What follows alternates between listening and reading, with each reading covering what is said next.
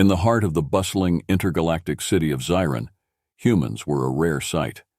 The city, a hub of alien cultures and technologies, was an eclectic mix of towering structures and neon lights. Amidst the crowd, Ethan and his wife Sarah stood out. They were tourists, on a much-needed vacation after Ethan's recent retirement from his classified job. What Sarah didn't know was that Ethan was not just a retiree. He was a former elite assassin, trained by one of Earth's secret agencies. Ethan had always kept his past hidden, presenting himself as an ordinary businessman. Sarah was none the wiser, and that was how he wanted it. They were happily strolling through the market district when they encountered a group of boisterous aliens.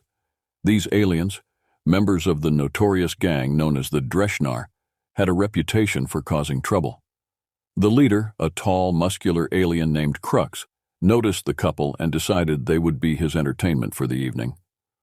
"Well, well, what do we have here?" Crux sneered, his eyes narrowing on Ethan and Sarah. "Humans, so far from home. How quaint." Ethan felt a chill run down his spine but remained calm. He knew better than to engage, especially in a city where humans were viewed as weak and inferior. However, Crux wasn't one to let his prey go so easily. He gestured to his gang, who quickly surrounded the couple. Sarah, sensing the danger, clutched Ethan's arm. "Ethan, let's just leave," she whispered, fear evident in her voice. Ethan nodded, but before they could move, Crux stepped closer, towering over them. "Leaving so soon? But we were just getting to know each other. How about a little show for your lovely wife?"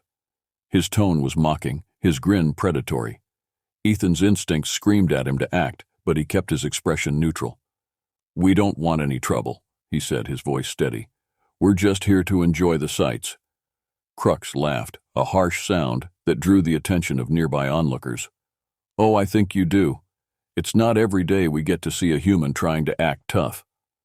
He glanced at Sarah, who was visibly shaking. "But maybe your wife would like to see what a real man looks like." Ethan clenched his fists, his years of training keeping his anger in check. He could take down Crux and his gang in seconds, but that would expose him and endanger Sarah. He needed to defuse the situation without violence. Crux, misinterpreting Ethan's silence as fear, leaned in closer. "What's wrong, human? Cat got your tongue? Or maybe you're just a coward." Sarah, terrified but brave, stepped forward. "Leave us alone. We don't want any trouble," she pleaded, her voice shaking. Crux's grin widened. "Oh, I like her. Feisty.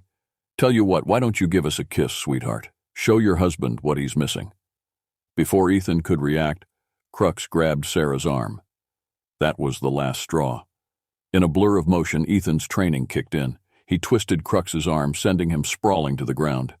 The other aliens reacted, but Ethan was faster. Within moments, he had disarmed and incapacitated them, moving with a speed and precision that left the crowd gasping in shock. Crux, groaning in pain, looked up at Ethan with newfound fear. Who are you?" he stammered. Ethan's eyes were cold. "Someone you should never have messed with," he replied, his voice deadly calm. He turned to Sarah, who was staring at him in shock and confusion. "Let's go," he said softly, leading her away from the stunned crowd.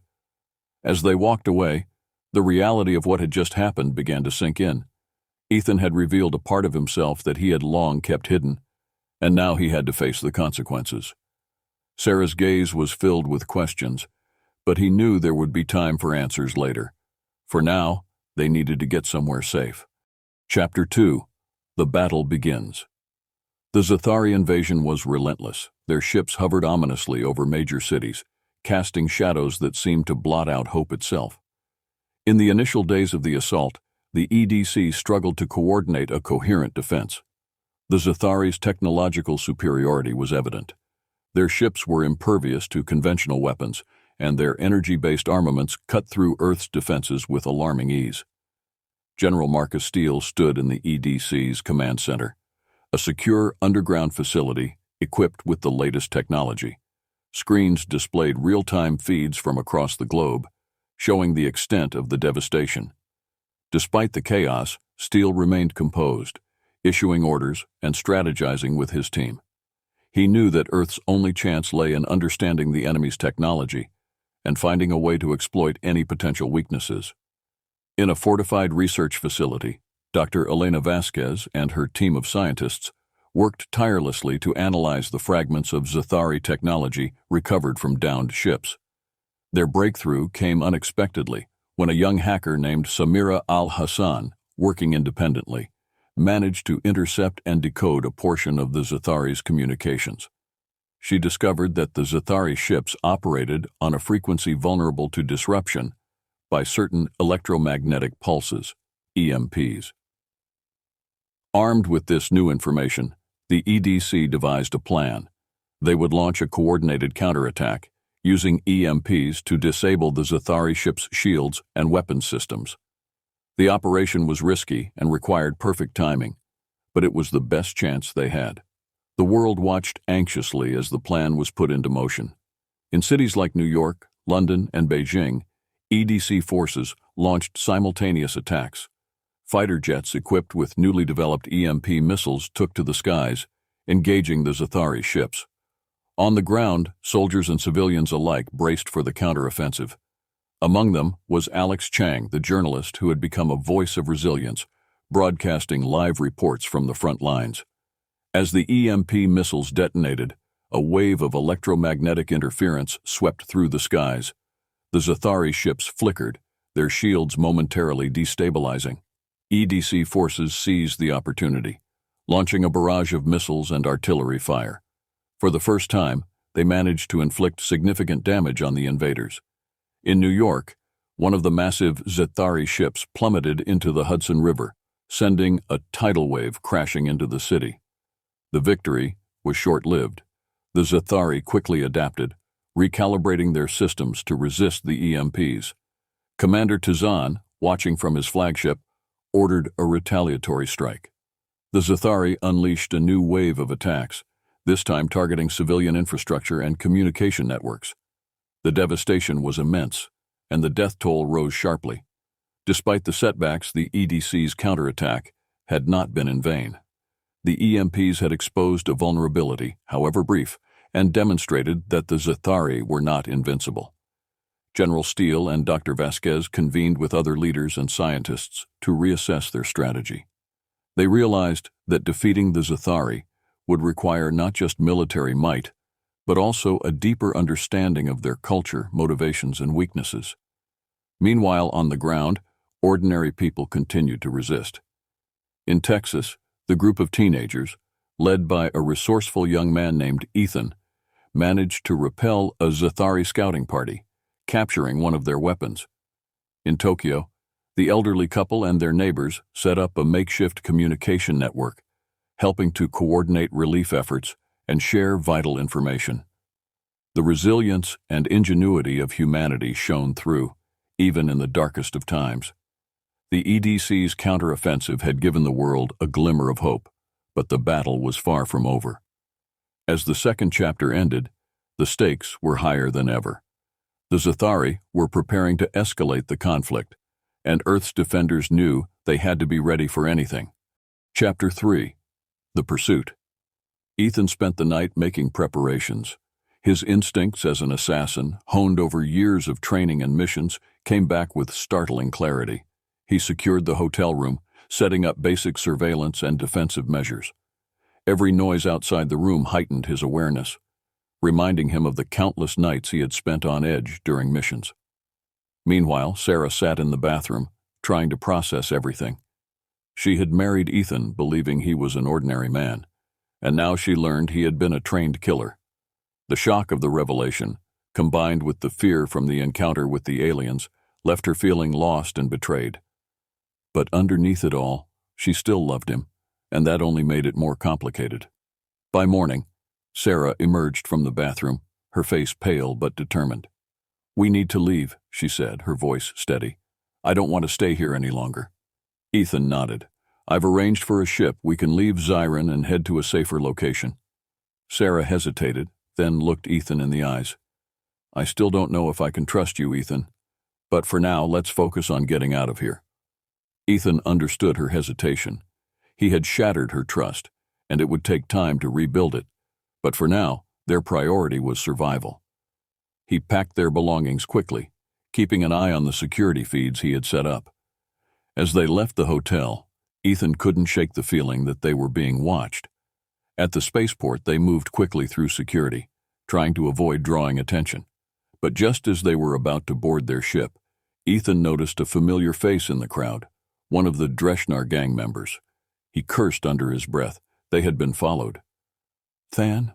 What is it?" Sarah asked, noticing his sudden tension. "We're being followed," he replied, scanning the crowd for more gang members. "We need to move now." They hurried through the port, but the gang was closing in. Ethan led Sarah through a series of corridors, trying to lose their pursuers. But the gang was relentless. They cornered the couple in a deserted hallway, blocking their escape. Crux stepped forward, his face twisted with anger. "You thought you could just humiliate me and walk away, human?" he spat. "You're going to pay for what you did."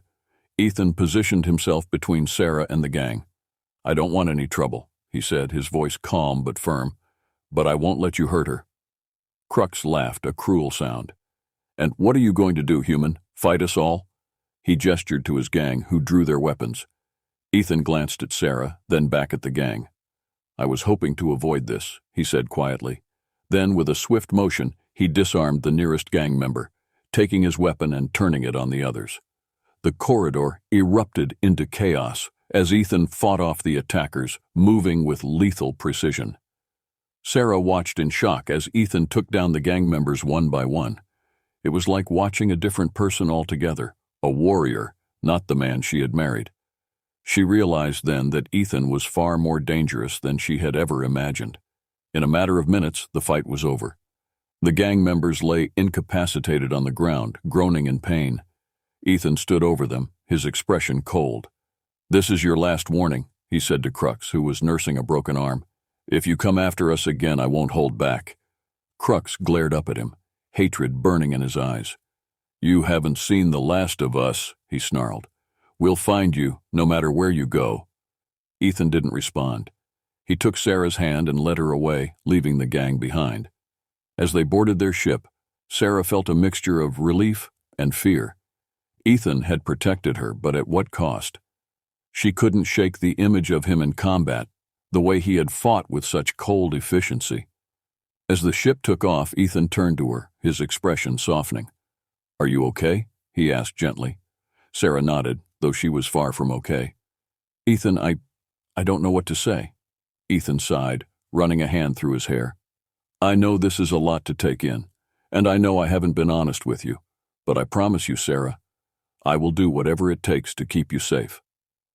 Sarah looked into his eyes, searching for the man she had married. She saw the same kindness and love she had always known, but now there was something else, an edge, a darkness she hadn't seen before. "I believe you," she said finally, though uncertainty lingered in her voice. "But we can't keep running forever." Ethan nodded, understanding the truth of her words. "We'll figure it out," he said, squeezing her hand. "Together." Chapter 4. Shadows of the Past. The ship carrying Ethan and Sarah sped through the vastness of space, leaving the chaos of Xiron behind. But despite the physical distance they had put between themselves and the alien city, the emotional chasm between them remained. Sarah sat in silence, her thoughts a storm of confusion and fear. She kept replaying the events in her mind, the sudden, brutal efficiency with which Ethan had dispatched their attackers, and the shocking revelation of his past. Ethan, meanwhile, was deep in thought, planning their next move. He knew the Dreshnar gang would not give up easily, especially after the humiliation they had suffered. He needed to find a place where they could lay low, somewhere safe, where they could regroup and figure out their next steps.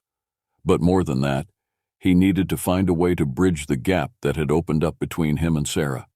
He turned to her, breaking the silence. "Sarah, I know you're scared, and I understand if you're angry with me, but I need you to know that everything I've done was to protect you." Sarah looked at him, her eyes filled with uncertainty. "I just don't understand, Ethan. How could you keep something like this from me? All this time you've been living a double life. How can I ever trust you again?" Ethan felt a pang of guilt. He had always known that his secret would one day come back to haunt him, but he had hoped to keep it buried forever. "I wanted to leave that life behind," he said quietly. "I wanted to start over with you, to be a normal person, but I see now that I should have been honest with you from the beginning." Sarah sighed, running a hand through her hair. I feel like I don't even know who you are anymore. The man I saw back there, it was like watching a stranger." Ethan nodded, understanding her feelings. "I know, and I'm sorry for that. But the truth is that part of me will always be there. It's a part of who I am, whether I like it or not." He looked her in the eyes, his expression serious. "But that doesn't change how I feel about you. I love you, Sarah, and I will do whatever it takes to keep you safe." Sarah looked down, struggling with her emotions. She wanted to believe him, but the fear and confusion were overwhelming. "I just need time," she said finally. "Time to process all of this." Ethan nodded, respecting her need for space. "I understand. Take all the time you need." He reached out, gently taking her hand. "But please, know that I'm here for you, no matter what." Sarah squeezed his hand, offering a small, uncertain smile. "I know, and I do love you, Ethan. It's just, everything's so complicated now." As they approached their destination, a remote, uninhabited planet known for its seclusion, Ethan began making plans. He needed to contact some old allies, people he could trust to help them. But doing so would mean diving back into the shadows of his past, something he had hoped to avoid. Upon landing, Ethan and Sarah settled into a small, abandoned outpost. It was a far cry from the bustling city they had left behind, but it offered the isolation they needed. While Sarah tried to adjust to their new surroundings, Ethan set up communication equipment, reaching out to old contacts. One of the first to respond was a former colleague, a man named Marcus. Marcus had also left the organization, but unlike Ethan, he had maintained ties with the underworld. He was a valuable ally, someone who could provide information and resources. "Ethan, it's been a long time," Marcus's voice crackled through the communicator. "I heard about what happened on Zirin. You always did know how to make an impression." Ethan smirked. "Not exactly the kind of impression I wanted to make. I need your help, Marcus. The Dreschner gang is after us, and I need to make sure they can't find us." Marcus paused, considering. "The Dreschner, huh? Nasty bunch. But I think I can help. I've got some contacts who can keep an eye on them, give us a heads up if they make any moves." Ethan felt a sense of relief. "Thanks, Marcus. I owe you one." Marcus chuckled. "You owe me more than one, but we'll call it even for now. Just be careful, Ethan. You've got a lot of people looking for you, and not all of them are friendly." As the communication ended, Ethan felt the weight of the situation settle on his shoulders. He knew he couldn't keep running forever. Sooner or later he would have to confront the Dreschner and any other enemies from his past, but for now he was focused on keeping Sarah safe and trying to rebuild the trust he had shattered. As night fell, Sarah joined Ethan outside the outpost, where they sat in silence, looking up at the stars. The vastness of space seemed to reflect the distance between them, but Ethan was determined to bridge that gap. "Sarah," he began, breaking the silence, "I know things are different now, and I know I've hurt you, but I'm going to do everything I can to make it right. I want us to have a future together, a real future." Sarah looked at him, her expression softening. "I want that too, Ethan, but it's going to take time. We need to rebuild the trust between us." Ethan nodded, reaching out to take her hand. "We'll take it one step at a time, together." As they sat under the starlit sky, Ethan felt a renewed sense of hope. Despite the challenges ahead, he was determined to protect the life they had built together. He knew the road would be long and difficult, but with Sarah by his side, he felt ready to face whatever came their way. Chapter 5. A New Dawn. The following days were tense, but Ethan and Sarah settled into a routine. Ethan maintained contact with Marcus, gathering information and keeping an eye on the Dreschner gang's movements. Meanwhile, Sarah spent time exploring their new surroundings, trying to come to terms with everything she had learned. The isolation of the remote planet gave them the space they needed, both physically and emotionally. One evening, as they sat outside the outpost watching the sunset, Marcus called in with an update. "Ethan, I've got some good news. The Dreschner gang is in disarray. After the beating you gave them, there's been infighting and power struggles. They're too busy dealing with their own issues to come after you." Ethan felt a wave of relief. "That's good to hear, but I'm not taking any chances. We'll stay low for a while longer, just to be safe." Marcus agreed. "Probably a good idea, but if you need anything, you know how to reach me. And Ethan, take care of yourself. And Sarah." Ethan thanked him and ended the call. He turned to Sarah, who had been listening. "It looks like we're safe for now. The Dreschnar are too busy with their own problems to worry about us." Sarah nodded, a small smile on her lips. "That's a relief. But what about us, Ethan? What do we do now?" Ethan took a deep breath, considering their options. "I think it's time we started fresh, somewhere new, where we can build a life together without the shadows of the past hanging over us." Sarah looked thoughtful. "I like that idea. But how do we move forward? After everything that's happened, how do we rebuild our trust?" Ethan reached out, taking her hand. "We take it one day at a time. No more secrets, no more lies. I'll be honest with you, always, and we'll work through it together." Sarah squeezed his hand, her smile growing. "I want that too. A fresh start, just the two of us." As the days passed, Ethan and Sarah began to heal. They talked openly about Ethan's past, his fears, and his hopes for the future. Sarah, in turn, shared her own feelings of betrayal and confusion, and together they worked through the pain. The process was not easy, but with each conversation they grew closer, rediscovering the love that had brought them together in the first place. One morning, as they were planning their next steps, Marcus called with unexpected news. "Ethan, there's something you need to know. The Dreschnar gang, they're not the only ones looking for you. Your old organization has put out feelers. They're trying to find you." Ethan's heart sank. He had hoped that by leaving his old life behind, he could escape the reach of the organization, but it seemed they had not forgotten him. "Do you know what they want?" he asked, his voice tense. Marcus hesitated. "It's hard to say. Maybe they want you back. Maybe they see you as a loose end. Either way, it's not good." Ethan felt a chill run down his spine. The organization was powerful and ruthless, and they would not hesitate to eliminate a perceived threat. "Thanks for the heads up, Marcus. We'll be careful." As the call ended, Ethan turned to Sarah, his expression serious. "It seems we're not out of the woods yet. My old organization is looking for me." Sarah's eyes widened. "What does that mean? Are we in danger?" Ethan sighed, running a hand through his hair. "It means we need to be careful, but we can't keep running forever. I think it's time we confronted them. Put an end to this once and for all." Sarah looked worried. "How do we do that? They're powerful, Ethan. We can't just go up against them." Ethan nodded, knowing she was right. "We'll need help. Allies, people who can back us up, and we'll need to be smart about it." Over the next few weeks, Ethan reached out to old contacts, gathering allies and resources. It was a risky move, but he knew it was the only way to truly secure their future. As they prepared for the confrontation, Sarah stood by his side, her confidence in him growing stronger every day. The day finally came when they made their move. With Marcus and a small team of trusted allies, they confronted the organization's operatives. The meeting was tense, but Ethan stood his ground, refusing to be intimidated. He made it clear that he and Sarah were no longer under the organization's control, and that they would not be pursued any further.